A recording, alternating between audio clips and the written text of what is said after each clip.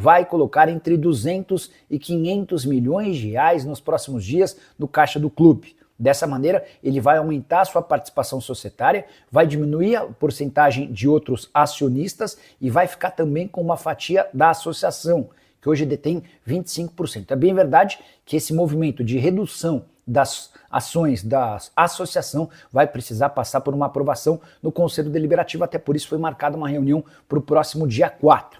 A ideia com esses 200 a 500 milhões de reais de aporte é sanear o clube, pagando as dívidas mais emergenciais, entre elas aquelas com os CRIs, que somam 307 milhões, mas tem um custo mensal, com juros e garantia de 11 milhões de reais. Muito bem. Resumindo a treta, foi na virada do ano. A Leila Pereira, quando o Dudu fechou o seu ciclo no Palmeiras e partiu em direção ao Cruzeiro, disse que o Dudu estava saindo pela porta dos fundos.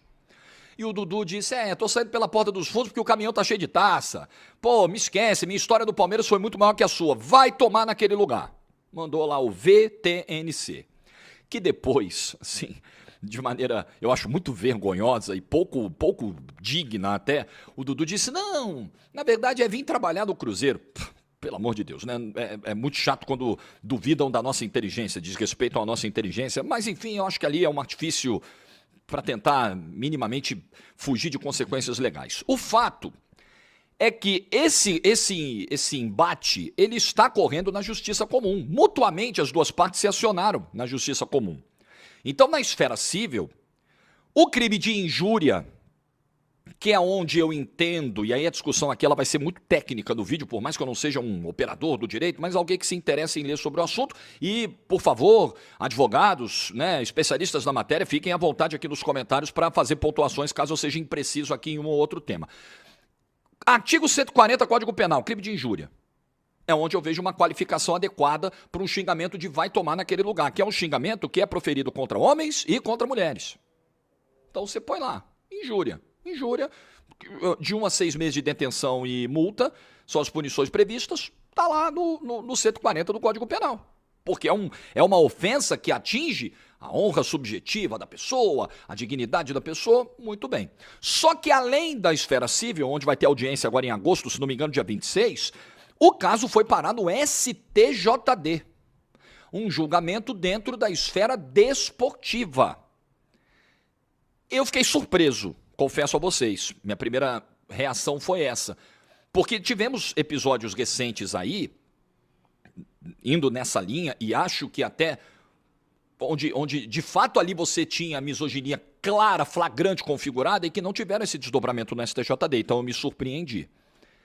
E o STJD não qualificou, por exemplo, como uma conduta hostil, né? Um xingamento como esse no campo, né, um xingamento desse direcionado a um árbitro, a um treinador, torcedora geralmente é qualificado como uma conduta hostil.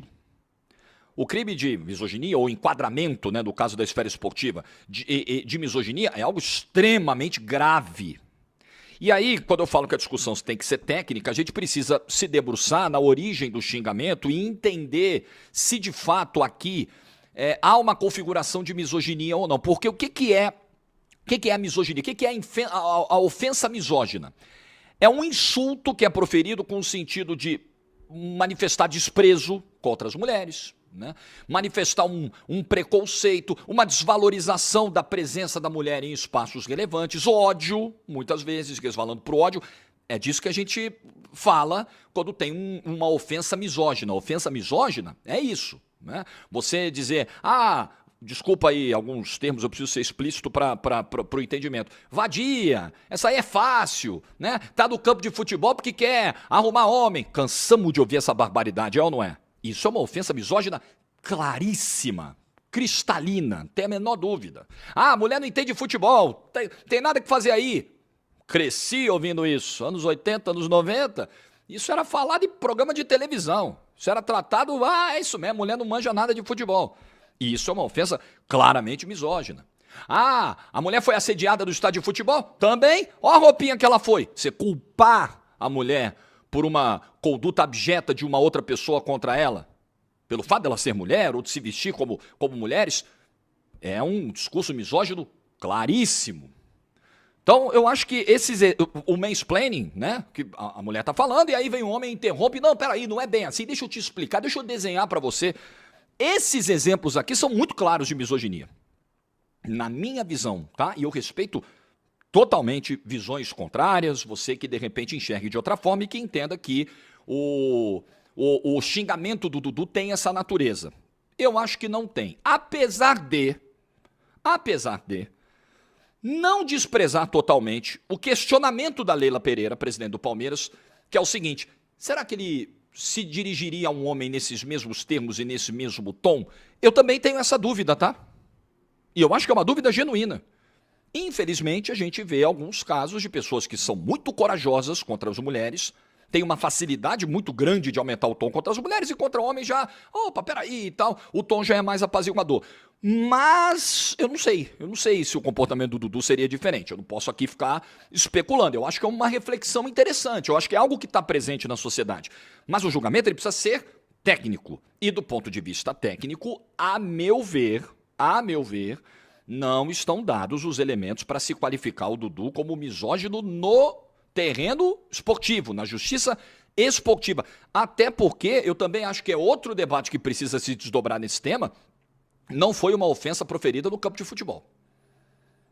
Não foi uma ofensa proferida no palco de uma disputa esportiva. Por mais que a relação entre os dois seja uma relação de um clube, de uma associação esportiva e um jogador e um atleta.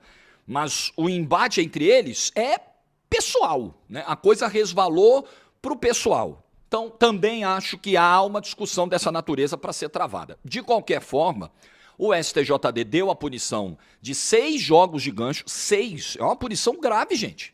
São 6 jogos de suspensão, já valendo amanhã o primeiro jogo contra o Palmeiras. O cumprimento é automático, é imediato, a não ser que o Atlético consiga nas próximas horas o efeito suspensivo. E eu também ficarei muito surpreso se esse efeito suspensivo não for concedido, porque há um padrão histórico na Justiça Desportiva do Brasil de concessão de efeitos suspensivos. Tem um julgamento de uma multa pesada, uma punição pesada na primeira instância, se recorre, consegue-se o efeito suspensivo até o julgamento do recurso e geralmente do recurso essa pena cai pela metade ou até mais da metade. Esse é o padrão histórico do STJD. Se isso não for feito no caso do Dudu, eu também me surpreenderei.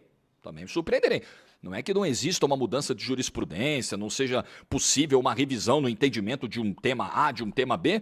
Não é isso, a gente sabe que na justiça isso ocorre. Mas de qualquer maneira me surpreenderia. E quando eu olho para um histórico recente de episódios, de problemas, eu me lembro, por exemplo, e fico me questionando por que o STJD não foi tão enfático